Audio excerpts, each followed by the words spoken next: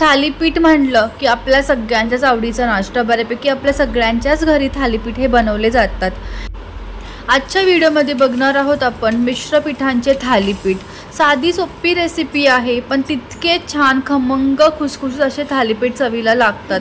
अगदी लहान मुलं सुद्धा तुमच्या आवडीने खातील, किंवा तुमच्या मुलांची जर का स्कूल सुरू झाले असती तर तुम्ही हे टिफिनमध्ये सुद्धा थालीपीठ पॅक करून देऊ शकता। नमस्कार, मी मोहिनीता तो सर्वांचं स्वागत करते माझ्या किचनमध्ये। थालीपीठ करण्यासाठी इथं मी सगळ्यात पहिलं 2 कप असं ज्वारीचं पीठ घेतलेलं आहे। 2 कप जर आपण ज्वारीचं पीठ घेतलं तर त्यामध्ये साधारण मीडियम साईजचे 7 ते 8 असे थालीपीठं बनतात। त्याचबरोबर मी यामध्ये अर्धा कप असं गव्हाचं पीठ घेतलेलं आहे। पाऊण कप मी यामध्ये बेसन पीठ टाकते आहे। बेसन पीठामुळे खमंग असे थालीपीठ तयार होतात। त्याचबरोबर मी यामध्ये पाऊण चमचा असा ओवा घेतलेला आहे। तुम्ही आवडीनुसार जिऱ्याचा सुद्धा वापर करू शकता। त्यानंतर मसाल्यांमध्ये मी यामध्ये अर्धा चमचा हळद टाकते आहे। एक छोटा चमचा लाल तिखट टाकून घ्यायचा। तसंच यामध्ये आपण मिरची आणि अद्रक लसूणची पेस्ट घातलेली आहे 1 चमचा। तिखट तुम्ही तुमच्या आवडीनुसार कमी जास्त वापरू शकता। 2 मीडियम साईजचे कांदे एकदम बारीक चिरून असे इथे मी वापरलेले आहेत। तुम्ही तुमच्या आवडीनुसार यामध्ये वेगवेगळ्या भाज्या सुद्धा वापर करू शकता, जसं की दुधी भोपळा किंवा गाजर बारीक चिरून घालू शकता। आता मी यामध्ये भरपूर अशी कोथिंबीर घातलेली आहे बारीक चिरलेली। तुम्ही हवं तुमच्या आवडीनुसार यामध्ये मेथीचा सुद्धा वापर करू शकता। चवीनुसार मीठ टाकून घ्यायचं आणि सुरुवातीलाच यामध्ये पाणी न मिसळता आपण हे कोरडे मसाले आणि पिठं छान असे एकजीव करून घ्यायचे आहेत। व्यवस्थित हे पिठं एकजीव करून घेतल्याच्या नंतर यामध्ये आपण गरजेनुसार पाणी टाकून घ्यायचं आणि ज्याप्रमाणे आपण भाकरीसाठी पीठ भिजवतो अगदी त्याचप्रमाणे थालीपीठचं पीठ भिजवून घ्यायचं आहे। चॅनलवरती मी अजूनही भरपूर असे थालीपीठच्या रेसिपीज अपलोड केलेल्या आहेत, जसं की भोपळ्याचे थालीपीठ, पोह्यांचे थालीपीठ।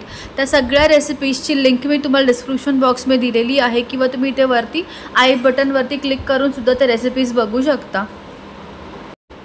तर इथे हे संपूर्ण पीठ भिजवण्यासाठी मी 1 ते 1.5 ग्लास पाण्याचा वापर केलेला आहे। तुम्हाला पाण्याचं प्रमाण थोडंसं कमी किंवा जास्त लागू शकतं, पण भाकरीच्या पिठापेक्षा थोडंसं सैलसर असं हे थालीपीठाचं पीठ आपण भिजवून घ्यायचं आहे।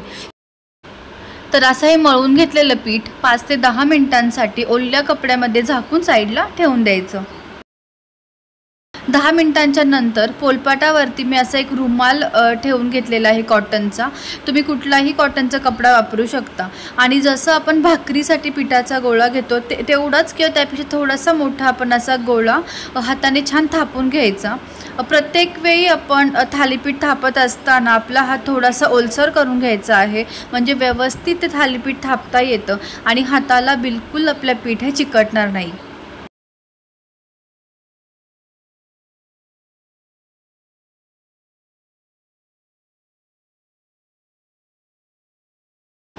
थालीपीठ थापत असताना जे असे आपले बोटं उमटलेले असतात ते अशा प्रकारे व्यवस्थित प्लेन करून घ्यायचे।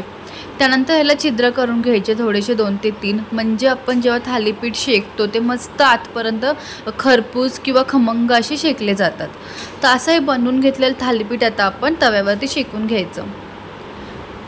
त्यासाठी इथं मी तवा आधीच गरम करत ठेवला होता, त्यावर थोडंसं तेल अशा प्रकारे शिंपडून घ्यायचं आहे, म्हणजे थालीपीठ चिकटणार नाही तव्याला। आणि हा रुमाल अशा प्रकारे पसरून घ्यायचा तव्यावरती आणि हलक्या हाताने तो रुमाल आपण बाजूला करून घ्यायचा। अगदी साध्या सोप्या पद्धतीने हे थालीपीठ बनतात। त्यावर थोडंसं मी तीळ पेरून घेतलेलं आहे, ऑप्शनल आहे, तुम्ही हवं तर घाला किंवा स्किप करू शकता। आणि व्यवस्थित छान 2 ते 3 चमचे असं तेल किंवा तूप सोडून घ्यायचं आणि मीडियम फ्लेमवरती दोन्हीही बाजूनी खरपूस असे हे थालीपीठ भाजून घ्यायचे आहेत। तुमच्याकडे जर लोणी असेल तुम्ही लोण्याचा वापर करू शकता। लोण्यामुळं तर खूपच खरपूस खमंग असे चवीला थालीपीठ लागतात। तुम्ही या ठिकाणी थालीपीठांचा रंग बघू शकता, किती छान खरपूस असा रंग आलेला आहे थालीपीठला, छान ते शेकले गेलेले आहेत। आणि अगदी याच पद्धतीने बाकी सगळे थालीपीठ सुद्धा आपण बनवून घ्यायचे। असं हे थालीपीठ तुम्ही दहीसोबत खाऊ शकता किंवा मग साध्या सॉससोबत सुद्धा खूप छान लागतात चवीला थालीपीठ। तर तुम्हाला आजची ही रेसिपी कशी वाटली मला नक्की कमेंट करून सांगा। व्हिडिओ आवडला असेल तर लाईक करायला विसरू नका। नवीन असाल सबस्क्राईब करून घ्या चॅनेलला। पुन्हा भेटूयात आणखीन एका अशाच नवीन रेसिपीसह। तोपर्यंत मस्त खा आणि खुश रहा। थँक्यू।